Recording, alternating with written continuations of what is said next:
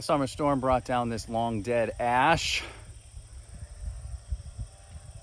The young cleanup crew has already started, so I guess I gotta get going too. This is dead to the point where it's not useful for anything, so I'm just gonna cut it up into chunks and we'll take them away with the tractor.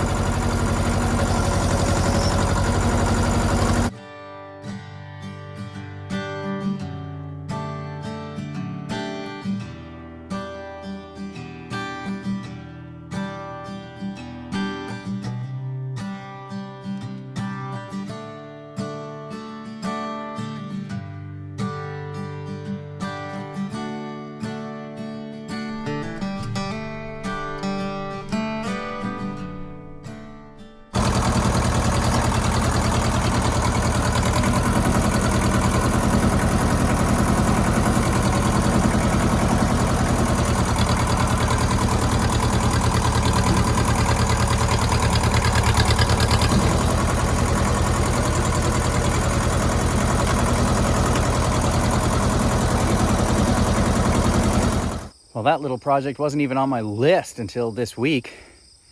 Such is the life of a landowner.